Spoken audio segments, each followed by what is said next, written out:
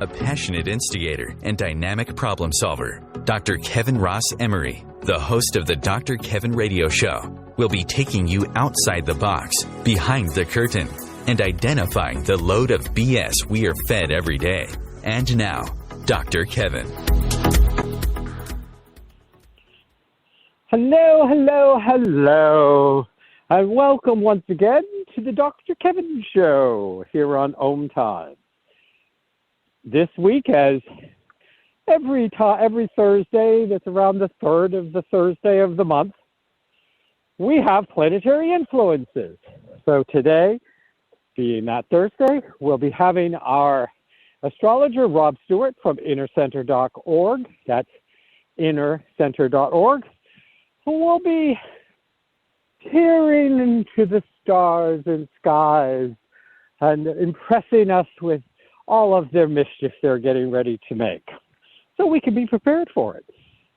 If you would like to be part of the conversation, if you have questions about anything to do with your own chart, obviously once we have finished getting all the information out, we're happy to take calls, and you can call in at 202-570-7057. Again, that's 202-570-7057. And Rob and I'll be more than willing to answer questions, astrologically based or not. But without further ado, Mr. Rob, are you there? I'm here. How you doing, Dr. Kevin? Well, you know, I'm enjoying this lovely spring weather we have here in New England. I found it interesting because I actually looked this morning at the 10-day forecast, which we all know, if there's anything that's unpredictable, it's the weather. And if astrologers got things wrong as often as weathermen do, no one would believe them. But that's beside the point. We believe our meteorologists and we question our astrologers, and our astrologers are far more accurate, but that's beside the point. I'm sure you agree.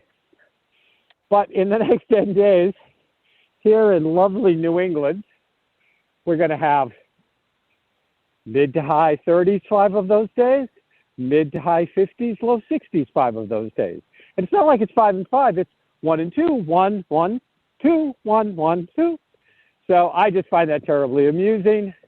It may only be February, but I'm kind of feeling like spring arrived in New England. What do you think? Yeah, you know, I always enjoy the beginning of the springtime, and you know, just like what's that saying? It's darkest right before the dawn. You know, February, I feel like we're in the midst of the winter. We got spring right around the corner, and I like this time of year because there's this knowing that spring's just ahead, and we've got spring, summer, and fall ahead, and the winter's almost behind us. And yeah, the forecast over the next 10 days, lots of mixed weather and pretty interesting for sure. So now we've exhausted the conversation of weather. Let's talk about the astrological weather. Tell us about the astrological forecast, shall we? Because we like to take our weather conversations to the stars, so to speak. What's going on? Yeah, well, so the sun is entering the sign of Pisces on February 18th. That's just tomorrow, and Pisces is the 12th sign in the zodiac. It's the completion of a cycle, and so just like the calendar year ends in December, the astrological year ends in Pisces. And Pisces it's the culmination. It's you know, a key word for Pisces is transcendence. It's this sort of Piscean energy is similar to that of meditation in a way, where it's simply the awareness of our stories and the transcending from our stories, the narratives that we get caught in life. And, you know, this is something that, if you're anything like me, you get caught up in your own story about this or that, and what's going good, what's going bad, what needs to be improved, what's all these things in life, the trials and the tribunes, I guess you'd say. And Pisces is sort of the energy of observing the story and transcending from the story to something greater and to the beyond, the sort of meditative transcendence.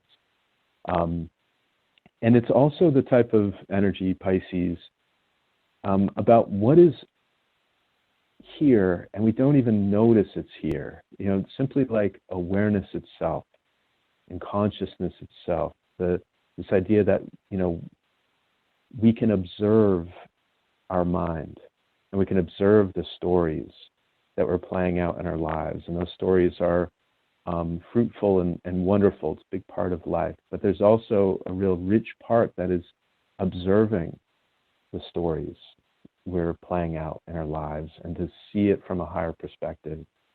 And the surrendering to a higher power, you know, whatever that is to each person individually. But Pisces is this sort of the knowing that we're a drop in the vast ocean of collective consciousness or awareness or God or source. And there's a real transcendent energy with it. And so it's a great time over this next month while the sun is in Pisces to reflect and transcend any of these parts of our stories that there can be a higher perspective taken in those. It's a great time for meditation.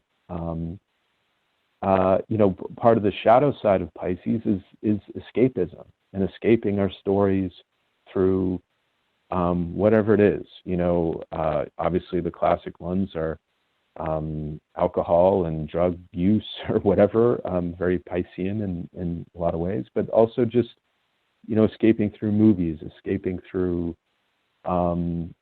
digital stimulation, whatever it is, you know, Instagram, Facebook, you know, these types of fixes where we escape our own story, but through means that are less healthy. And so these are all part of the Piscean energy of transcending the story, our own stories, and to see them from a higher perspective. Well, you know, it's interesting because I kind of look at, you know, I'm gonna speak for a second about the Cancer, Scorpio, Pisces triad of the water element. And you have the Cancerian energy, which is like the energy of life and mother and nurturing and that sort of stuff. And then you have the Scorpion, which like digs down and deep, and it's more psyche and psychological and intuitive and things like this. But it's still the energy of water, and there is still a kind of present emotional need for understanding and its own version of nurturing. And then you move into Pisces, which I always got a kick out of and still refer to as like, Pisces is like the social worker of the zodiac. But they're the spiritual social worker of the zodiac. You know, and they're moving from places where so much is happening in the subconscious and the unconscious, and they don't know oftentimes why they do what they do or even how they do what they do.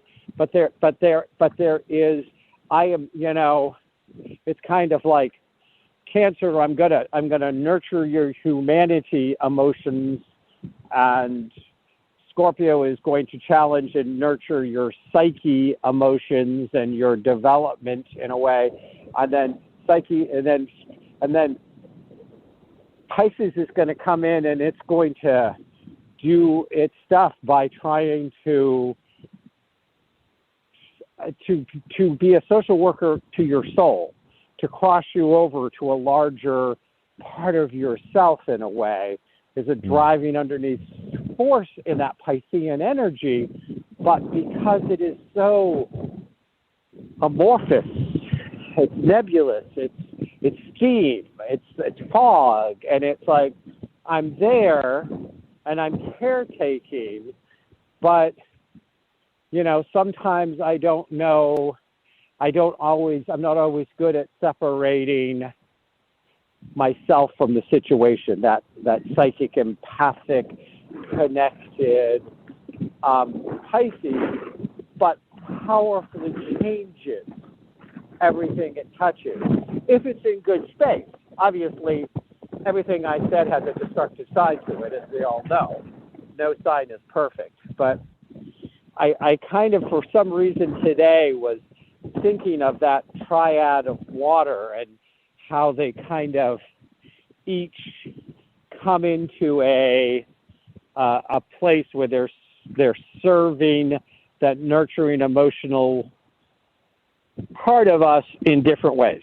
Does that make sense? Or am I just crazy? Yeah, that makes a lot of sense.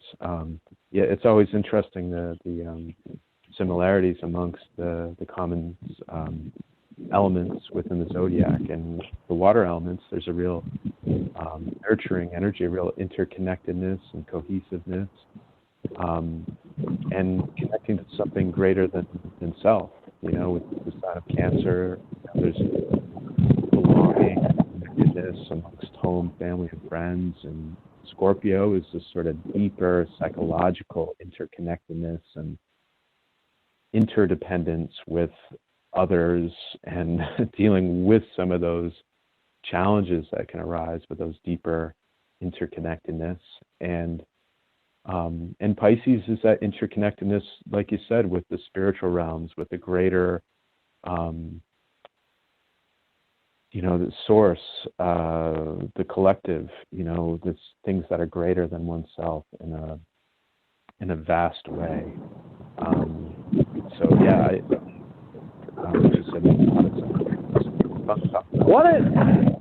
One of the things that you just said, and it made me think something as an interesting way, is because you talked about the interdependence, and a good Piscean energy will lead you into discovering a more conscious awareness of your interdependence with spirit and your higher soul and your larger life.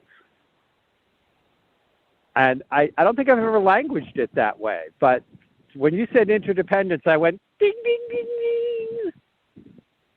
ding. Yeah, sure. Yeah. I think that's an interesting concept, interdependence with spirit and your higher soul in a conscious level. So anyways, I just thought I would throw that out. Yeah. Well, it's like we're talking about earlier. It is the final. It's the end of a cycle. The new astrological year is just ahead in March, when we enter Aries. The sun enters Aries. But this is the end of the cycle of this past year, and so it's a time of sort of transcending and recognizing our interconnectedness with the unseen realms, these things we're talking about, the source, and taking a greater perspective and dissolving one's sense of self and from any old stories that or narratives that are time to be let go of in our own individual lives. That's a real Piscean reflective and meditative type of practice. We just had a full moon a couple days ago, and there's a really interesting. I know we're almost near break here, so we'll just go until we get the music come in. But Mars and Venus are moving hand in hand through March and April this year. This is a really strange and unusual occurrence where these two planets, Mars and Venus, men are from Mars, women are from Venus, that old saying. It's really this sort of not men and women, it's masculine, feminine. Mars is our assertion, it's our willpower. Venus is our what we value, what we attract, what we're drawn to, and the feminine side of our psyche. And these two are walking hand in hand, conjunct throughout the whole month of February into March, and even into early April. And so there's a lot of themes over this next month and beyond related to relationship, related to taking action and what you value. And relationship is a really big theme for all of us, not only personal relationships, but relationships in the greater sense, community, country, political, all these different things. This is a big theme here for the next couple months. And so when we come back from the break, we'll talk about the full moon. We'll talk about some of these Mars and Venus elements, and also the Pluto return, which is something that's been in the works here for the past 250 years here in the United States. And Pluto is finally returning to the place it was when the United States was formed back in 1776. So we'll get into that in the second part of the show. So one of the things that and there we go, and we'll be right back here on the Dr. Kevin Show.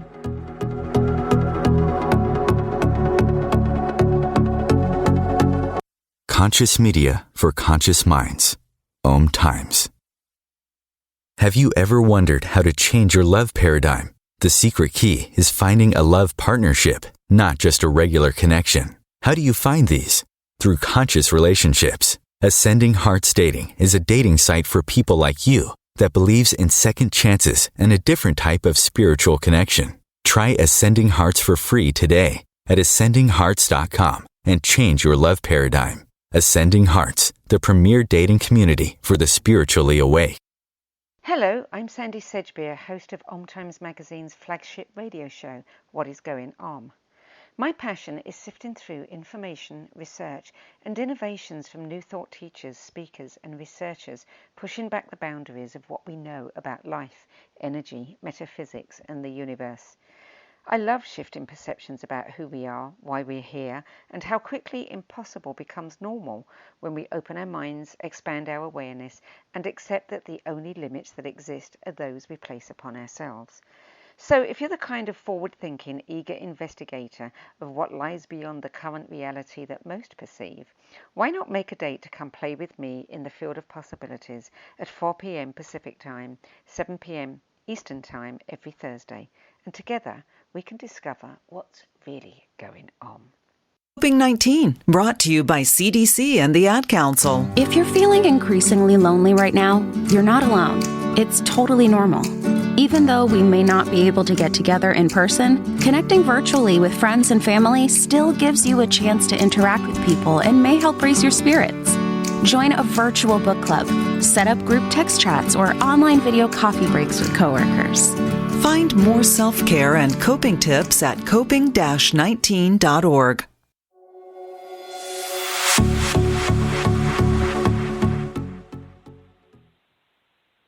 Hello, and welcome back to this lovely evening of lifting our faces to the stars and seeing what they have in store for us. Mischief, mayhem, joy, drama. Why, you would think that we should just, create a soap opera about astrology, because it's all there. And I'm here with Rob Stewart from innercenter.org. That's innercenter.org. If you like to listen to our monthly program when Rob and I discuss what's coming up in the stars and how it's going to affect people in general, but would like a more specific understanding, please reach out to Rob at innercenter.org. Get him to do your chart. It will make more sense, and you'll be able to call in and say, hey, Rob, what is this doing to me? So again, that's Rob Stewart at innercenter.org, and we're going to move forward. We know that Mars and Venus are skipping like Jack and Jill up the hill. I just am waiting for the pail of water, because I'm sure there has to be one. Nothing is forever. And I look at this as a good time to really step in about aligning our internal male-female balance, our feminine-masculine balance. We all have it. We all have a Mars in our chart. We all have a Venus in our chart. No matter how much we might not like it, we have it. And it does affect us, and it does make up part of who we are. As this little conjunction is hopping down, whatever area. Now, what sign is this in, Rob? It's in Capricorn. So wherever the Capricorn is in your chart, whatever house it's in, as it's skipping, and it's likely to be in two houses. So it's probably going to skip at the end of one and the beginning of another, somewhere along the way. Those will be the areas where now is the time to bring a better communication and balance into your feminine masculine energy. Fair statement, Rob? Absolutely. Yeah. So whatever house Mars and Venus are skipping and frolicking along through in Capricorn, which isn't quite a skip and frolic. It's more a maturing and being responsible and discerning, even cautiousness with Mars. Oh, yeah, that's right.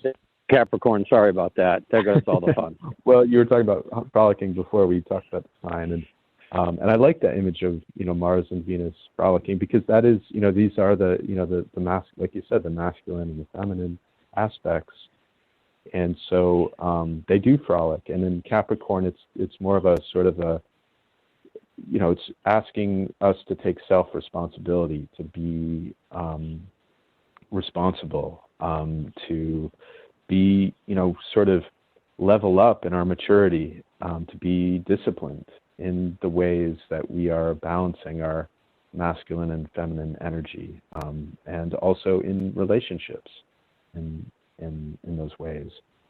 And so looking at, what's that? It's bouncing at the end of my first house and the cusp of my second house and into my second house. So yeah. All right. Well, yeah. So that would be about your leadership. Bringing the finding that balance between masculine and feminine energies, and being a leader and asserting yourself, and breaking away from the pack and the way that you're showing up in the world. And in the second house, about your value system, the ways that you earn money. That's a great energy to be having go through your second house of finances and value systems and things like that. So again, depending on your own birth chart and the aspects it's making, it speaks to different energies that you can work with in your life. And I see astrology as a way to really align with the flow of life and the energy of life. And and like in my case, it's going to be at some point going right over my natal Saturn. So that's going to give it a little loop-de-loop. What do you think, Rob? Well, I mean, Saturn, Capricorn, it's ruled by Saturn. And so already some of these themes, as Venus and Mars are moving through the sign of Capricorn, there's something about that, leveling up, bringing more self-responsibility, bringing more maturity into areas of life that we're all moving through. And with that, when they conjunct Saturn in your birth chart, there might be some opportunities to really level up, and for lack of a better word, in whatever areas of, if it's in your second house, living according to your value system, and bringing those energies into that area of life, or the ways that you make money, or even second house. It's sort of like our possessions. It's also food and things like that. So there might be some balances that you can make in those areas of life. Yep. Well, I'm looking forward to them. But See, when you know what your chart is and you know what your houses are, these things that we share on air, you can take to a whole new level. And that was my point of asking, Rob, is, you know, astrology is layer after layer. I always look at it as like baklava, all those thin little layers with some honey and nuts in between. Yeah. God knows, we've all had a honey we've called nuts. But I like people to hear how the power of having your chart to even go one step further in what you're sharing with us.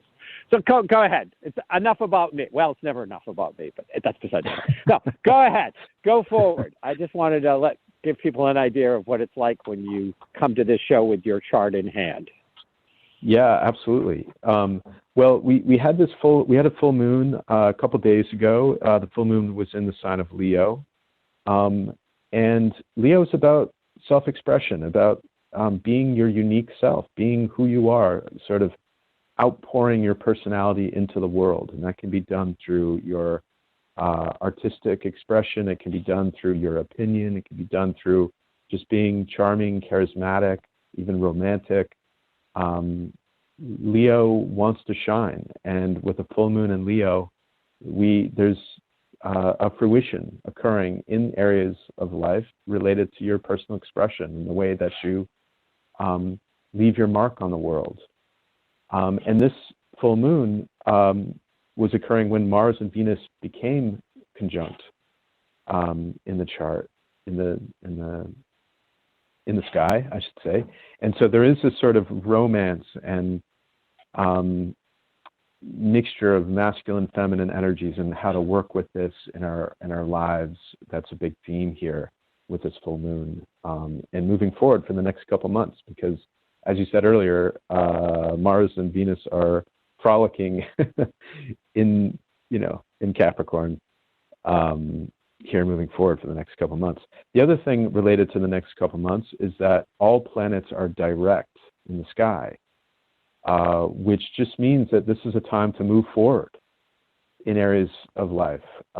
Maybe it's something at work or in life in general. This is a great time to really push forward, to move forward, and to push onward in areas of life that you want to make progress in, whether that's work, relationship, whatever it is. It's a great time over these next few months to get some traction. And that we also have a new moon on March 2nd. And the week of March 2nd, or the week around March 2nd through March 6th, is a really interesting time, astrologically speaking, and particularly related to the United States. We'll talk in a few moments about the Pluto return that's becoming exact on February 22nd. That's 2/22/2022. It's a very interesting numerological date, if I can get that word out. And we'll talk about that in a moment. But in early March, from March 2nd through March 6th, we have a new moon in Pisces. Mars and Venus, who have been frolicking together, maturing through the sign of Capricorn, will become conjunct with Pluto in Capricorn. We also have Mercury conjunct Saturn during that period of time from March 2nd to March 6th. And so with the new moon in Pisces, this is a time to set intentions. And with these particular planet alignments, there's something about what power struggles do you want to transcend in your life? What sort of old compulsive power struggles amongst the masculine feminine dynamic, or amongst in your personal relationships, in interrelationships, and the idea of assertion and also speaking your truth, Mercury. This is a great time to set intentions for which types of power struggles you'd like to transcend and really bring new energy to. The week of March 2nd through March 6th, which is only 4 days or 5 days, I would expect some, I don't know, I would expect some headlines related to power struggles. Obviously, we're living in really interesting times. And there's no doubt about that. We'll talk more about that with Pluto, this Pluto return. But, with these headlines about Russia and Ukraine and assortment of all other things, Olympics, and gosh, the list is endless at this point of interesting headlines. The week of March 2nd through March 6th, I feel like this could be a time where there could be aggressions beneath the surface. Mercury is conjunct Saturn, so this is a time where maybe the headlines wouldn't be reflecting everything that's going on geopolitically. These are some of the things that come to mind with these particular alignments.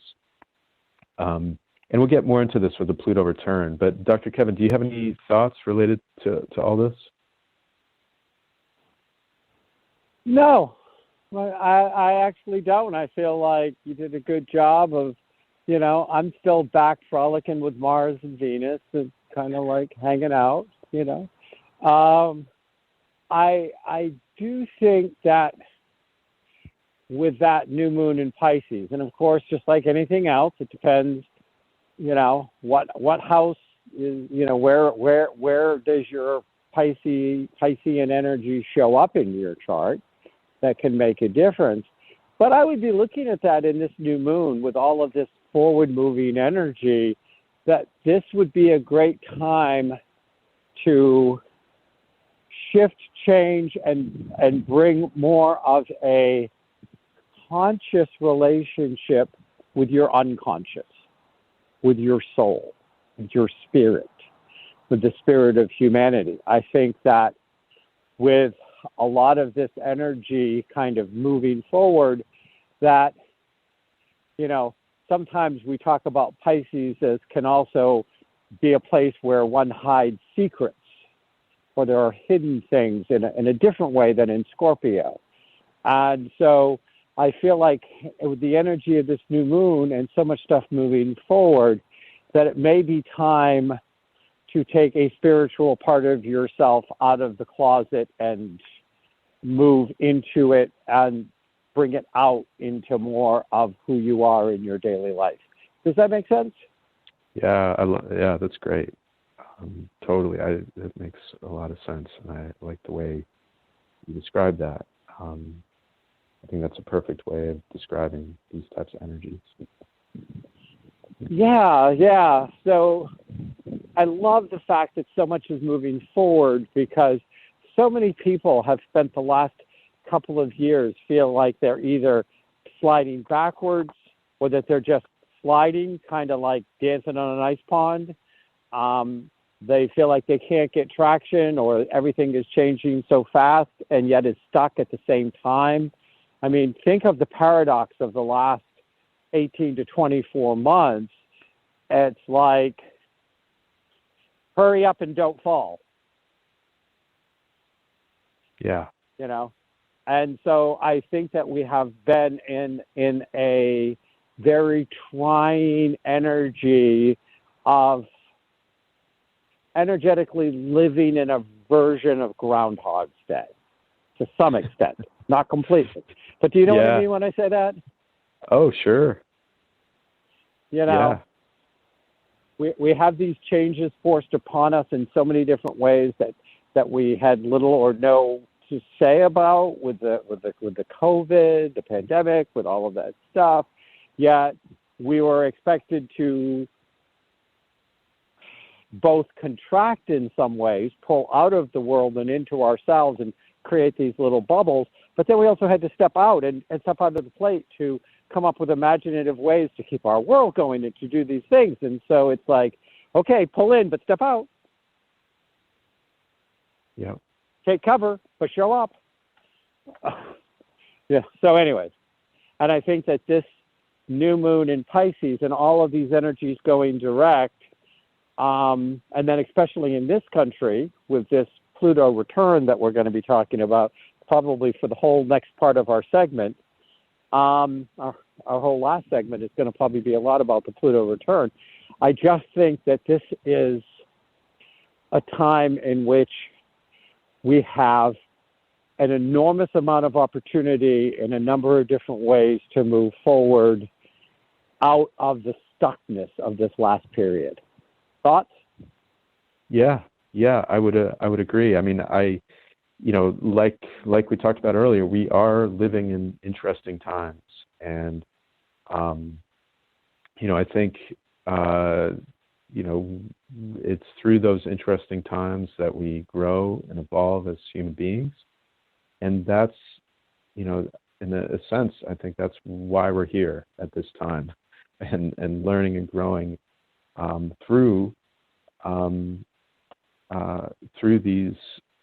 these collective experiences that we've been moving through here for some time now.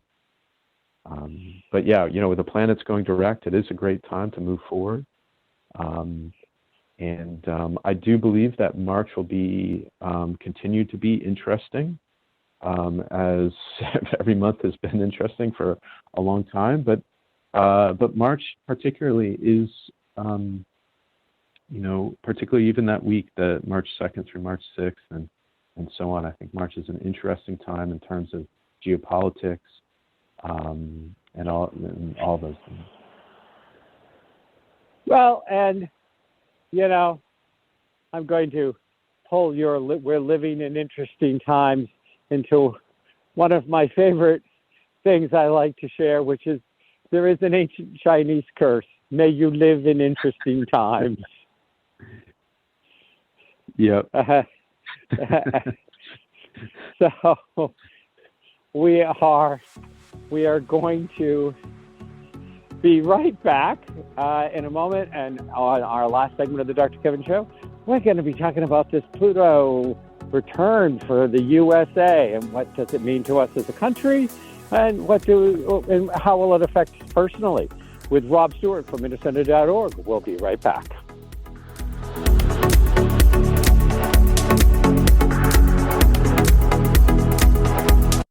The Real Conscious Connection. OMTimes Radio. IOM FM. The number one reason girls drop out of school in sub-Saharan Africa is lack of access to feminine hygiene products. The Pads for Schoolgirls Project, an outreach of Humanity Healing International, is changing this paradigm by setting up sewing programs at schools, teaching girls a vocational skill, while producing the reusable pads that help keep them attending classes. The girls pay it forward by making and giving pad kits to other girls in need. To learn more, visit humanityhealing.org. Humanity Healing is where your heart is. Vox Novus, the new voice. Vox Novus, the new dimension.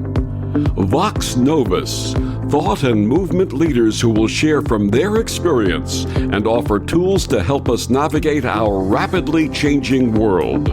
My name is Victor Furman. Join me every Thursday at 8 p.m. Eastern on OMTimes Radio for Vox Novus, the new voice. If I could be you, and you could be me, for just 1 hour. if you could find a way To get inside. each other's mind. walk a mile in my shoes. Walk a mile in my shoes.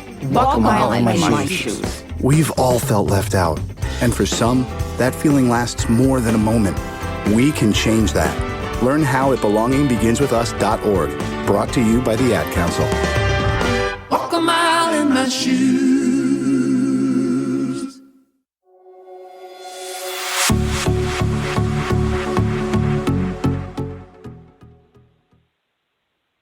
Hello, and welcome back to the last segment of the Dr. Kevin Show here on OMTimes. If you would like to call in and have questions, you can do so at 202-570-7057. That's 202-570-7057. Tonight's show is Planetary Influences with Rob Stewart of innercenter.org. That's Rob Stewart of innercenter.org. And Rob, I'm going to move it right over to you to explain a little bit about Pluto, a little bit about this return, and then dive in with all of the gushy stuff. All right. So a Pluto return is essentially Well, I'll start it this way. So a Saturn return is something that as humans we experience multiple times in our life. Every 30 years or about, Saturn returns to the same location in the sky. It takes 30 years to complete a cycle. And so when we're born, Saturn's at a certain location in the sky. And when we turn 30 years old, around 30 years old, Saturn returns to that same location. And it's called the Saturn return. And it's a time in life where we all have to undergo some type of maturity. Saturn is a maturing, it's a, applying more discipline in our life. There's this sort of time to really grow up in a bigger way. That's a Saturn return in a nutshell. It also occurs, again, around 60 years old as well. So if you think back to around 30 years old, it can be 29, it can be 31, but around that period of time, that's when the Saturn return occurs in human life. The Pluto return is the same thing, but it's with the planet Pluto. And Pluto takes around 250 years to complete a cycle. And Pluto is about rebirth, it's about transformation, whereas Saturn was more about maturity and growing up in a way. Pluto is about facing our shadow, it's about rebirth, it's about deep transformation in a deeper psychological way. And so because the Pluto cycle takes 250 years, as humans, we don't experience that, obviously, in our lifespan, but countries do. And so the United States, the United States is reaching its Pluto return, which is exact on February 22nd, 2022. I want to be very clear that with these slow-moving planets, it doesn't matter the exact date. The exact date of the exact return is really makes no difference. Pluto's been within 3 degrees of its return since March of 2020, which was the same time that the pandemic was unfolding. So it's very interesting, very at least energetically related to the United States and its birth chart and its evolution, which is very, very interesting. But with the Pluto return, it's not an exact date. It's this real span of period of time, and it can be like 4 to 8 years or something like that, where there's great transformation that occurs and rebirth.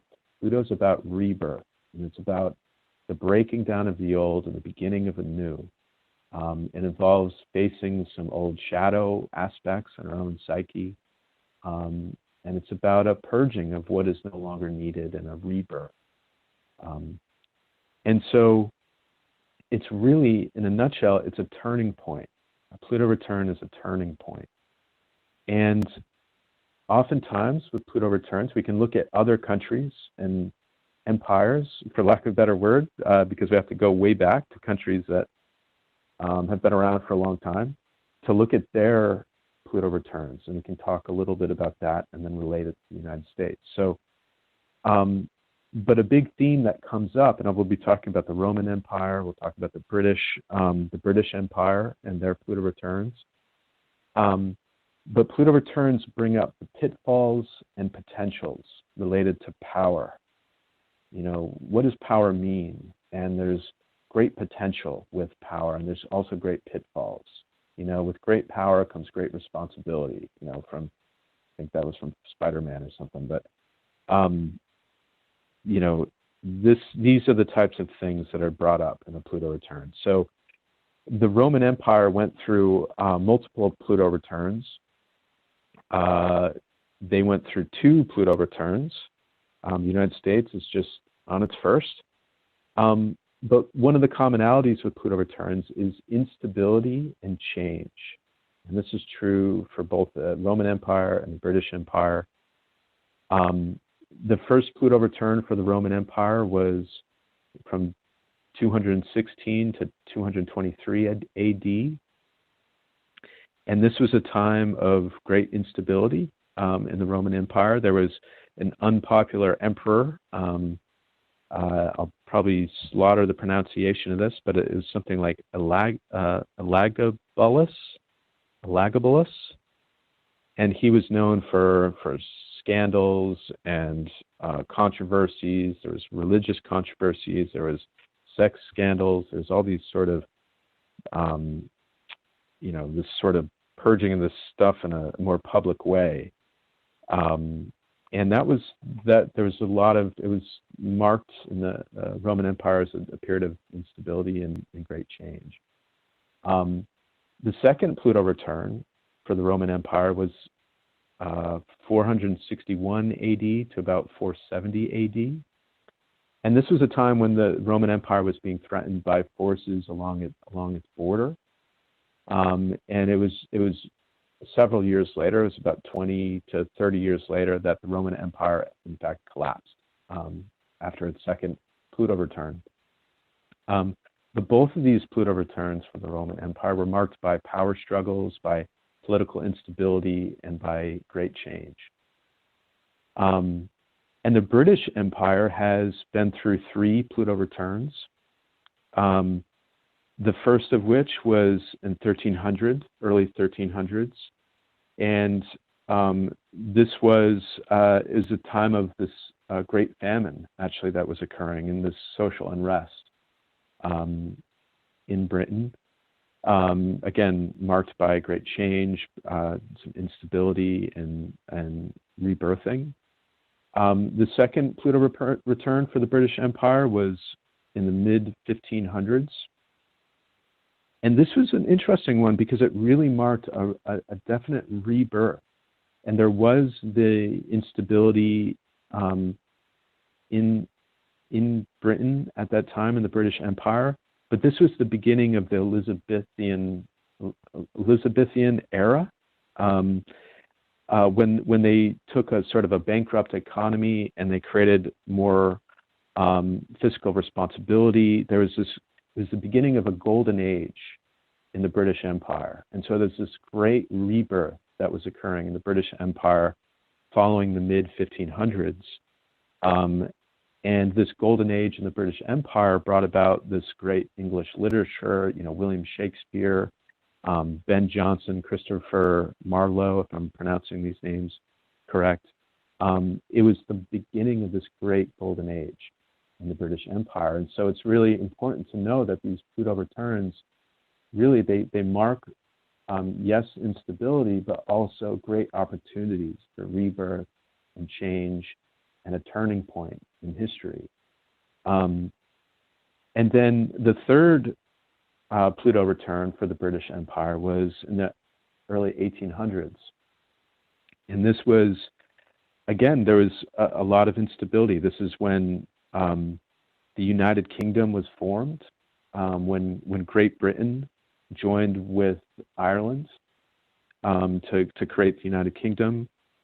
And there was an economic rebirth due to the Industrial Revolution and all those things associated with it. But there was also military conflict. There was the Napoleonic Wars, the Peninsula War, the Anglo-Russian War, and also the 1812 conflict with the newly independent United States. So there was conflict and struggle, but again, great rebirth as well. So, I bring these up from a historical context of, we are in a time of great change, a great turning point with regards to the United States. This Pluto return is occurring in the second house of the United States birth chart, and that's the house of finances and economies. And so, I'm sure, there's lots of news regarding the financial system and, potential for, the change that's occurring due to the pandemic, due to, the need for perhaps, more digital and ways of moving currency and what money means, what money is. And so this rebirth, this turning point, likely can be related to the economy. It can be related to the value system of the United States. What do we value as a country, and those types of things. So there's lots to talk about and unpack here. We have limited time, but I just want to check with you, Dr. Kevin, in terms of what you'd like to share regarding all this. So,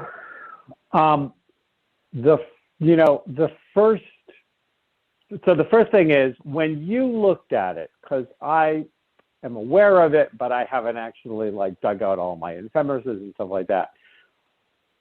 What is the time period that you see that we would be clear of this return? How many years are we talking? Have you looked at that yet? Or if you haven't, I'll get it from you next month, because this thing's going on for a while. Yeah, I mean, it is, this change. I looked at within 3 degrees, and a real conjunction, that's a pretty narrow look, but within 3 degrees of the exact return is March 2020. So, right as things were unfolding globally with the pandemic back in March of 2020, and through December 2024. For the next 2 years, we're moving through this turning point and this change that's occurring financially, economically, here in the United States. Now, but by 2024, Pluto has moved forward and will not retrograde back over things. Yeah. Yep. That it'll be outside of the 3 degrees orb of its return. Well, we all know how much Pluto likes to go forward so it could back up. I mean, it's like it's bread and butter. Let's go forward 1/4 of a degree, and then let's go back 2/4 of a degree, and let's go forward 3/8 of a degree, and let's go back. So it's kind of like, one of the things is, I also do not find it, I find it interesting. I do not find it surprising that March 2020, it would hit that place of, definitely this pandemic has created a change, the beginning of a change that we will never go back and quote unquote to the good old days, which, dear Lord, if we could just shoot whoever came up with that saying. At this point, I'd be all for it, because we've weaponized it. Instead of saying, hey, well, what's coming up? Where are we going with these things? Instead of, oh, remember when? Yeah, your memory's bad. So, but the thing I would want to reiterate, and I'm going to pass it back to you because I know you got a lot more to say, is the thing with Pluto is it is the Chinese water torture of the zodiac, because it changes it drop by drop by drop by drop by drop. It isn't fast. It isn't quick.